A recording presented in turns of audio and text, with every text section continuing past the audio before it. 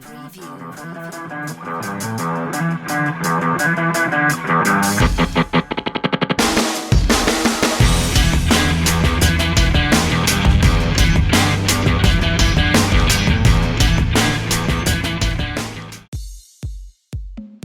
I gotta tell you, every single time I put out a Range Rover video, it gets monster views.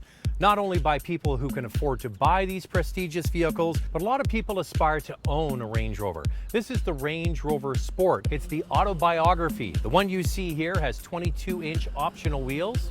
And standard on the supercharged models, you get a 5-liter V8 with 510 horsepower. This is more power than anybody really needs, but it really appeals to people who want to have the best of the best. Now, the Range Rover is available with a supercharged 6-cylinder. It's got the engine that I would choose, the TD6 with 440 pound-feet of torque. That's the 6-cylinder diesel, and then the supercharged V8. When you buy the supercharged model, you get the 4-way air suspension that lowers and raises depending on what you're doing with it. This one is now in its lowest setting for getting in and out of the vehicle. It also settles down on the highway for greater aerodynamic and body roll effect, and can be raised right up if you're doing off-roading. This is especially helpful going into underground parkades or going over large curbs. So that's standard on the supercharged V8 models. Inside, it's more of what we've come to see from Range Rover, and it's the one area I really believe this vehicle could vastly improve on. All right, first, what do you get with this Autobiography? And then we'll get into some of the things I think they could improve on. With the Autobiography, you get special stitching on the seats, and it's called Oxford leather. That's nice. They're heated and cooled in the front. They're heated and cooled in the back.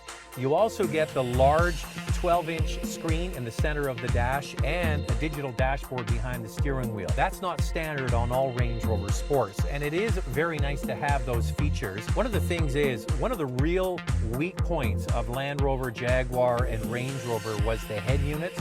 Until a couple of years ago, they were horrible. So this Autobiography has some tricks. As I mentioned at the beginning, it's got the 4-corner air suspension, it's got the low setting for off-road, and it also has a dynamic setting here in the center to give you a much more performance-oriented drive.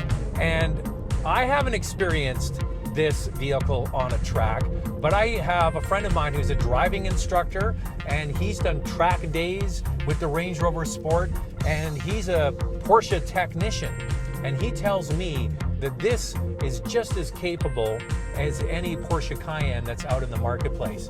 So what's different about this latest Range Rover over previous models is the fact that it has a newer, lighter aluminum structure, and that's really the hallmark for Jaguar, Land Rover, and Range Rover, is their new aluminum structures that are much lighter, stiffer, much more fuel efficient as well. Even though this has a big-ass V8 under the hood, I'm getting 15 liters per 100 kilometers, which isn't fantastic, but for a vehicle of this much power, 500 plus horsepower, it's pretty damn good. But that sound, it's interesting. You know what? I had the Bolt electric car, and this week I'm driving this for the supercharged V8. As much as that is amazing technology, there's something visceral about a larger displacement engine pumping out all of those dead dinosaurs. It's a sound that I think future generations won't know, and that's probably a good thing, but also a bit of a shame. So this top of range Range Rover, the Autobiography, is expensive. More on that in a moment.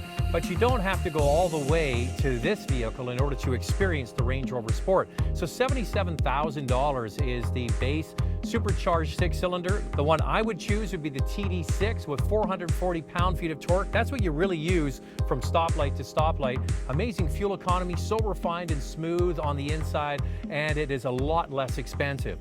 Watching this, you're just looking and admiring.